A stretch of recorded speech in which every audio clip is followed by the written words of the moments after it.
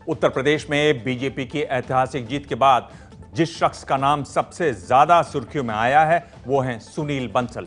BJP अध्यक्ष अमित शाह के करीबी और संगठन महामंत्री सुनील बंसल ने आखिर ऐसा क्या किया जिसने बीजेपी के लिए जीत की राह बनाई। एबीपी न्यूज एक्सक्लूसिव, बीजेपी का छुपा रुस्तम। बीजेपी ऑफिस में बैठकर मोबाइल में रिपोर्ट पढ़ते इस शख्स को बहुत कम लोग जानते होंगे। चुपचाप रहकर पर्दे के पीछे काम करना और नतीजों को खींचकर अपने पक्ष में करने की जिद रखने वाले इस शख्स का नाम है सुनील बंसल।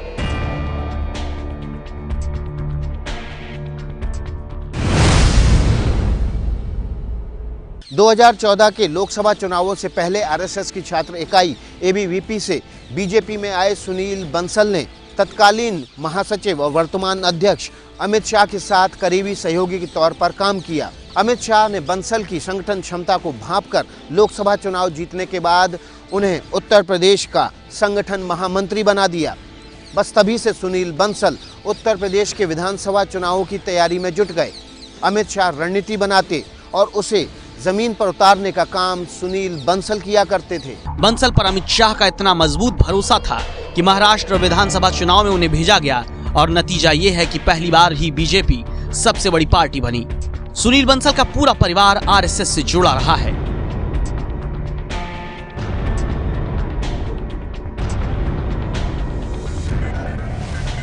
सुनील बंसल ने जयपुर में स्कूलिंग मेरे साथ की। 11वीं क्लास तक हम साथ पढ़े। सुनील तब हॉस्टल में रहा करते थे और तभी से उनका राजनीति में लगाव था।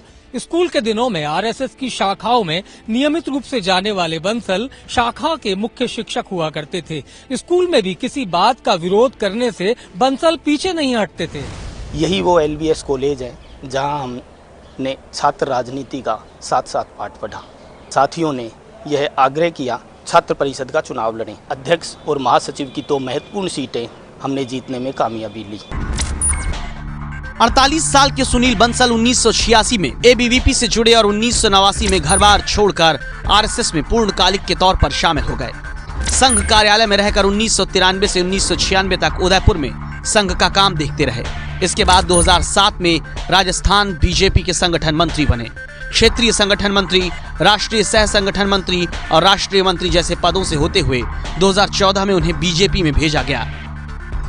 और उदयपुर से लेकर पूरा राजस्थान उनको जानता है। राजस्थान की छात्र राजनीति के बाद उन्होंने दिल्ली के अंदर भी अच्छा काम किया, विद्यार्थी परिषद के अंदर। लखनऊ के जिस कमरे में अमित शाह रुकते थे वो सुनील बंसल का ही होता था। रोज रात 3 बजे तक शाह और सुनील बंसल चुनावी विधानसभाओं की पूरी रिपोर्ट लेते थे।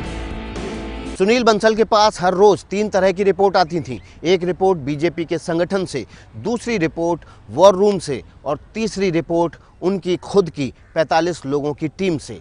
इन रिपोर्ट्स को लेकर सुनील बंसल अमित शाह के पास जाते थे और दोनों मिलकर कमी पेशी का आकलन करते थे।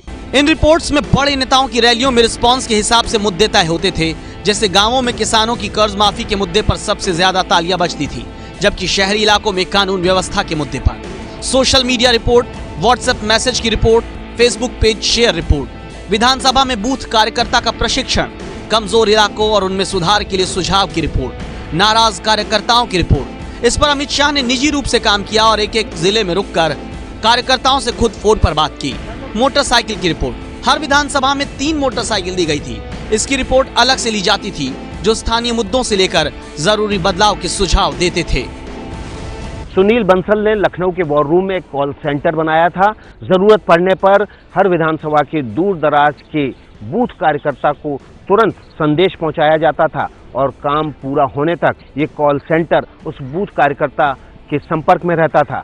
अपने इसी माइक्रो मैनेजमेंट के जरिए सुनील बंसल ने यूपी में बीजेपी को बड़ी जीत दिलाई। दिल्ली से विकास भदौरिया के साथ जयपुर से मनीष शर्मा की रिपोर्ट।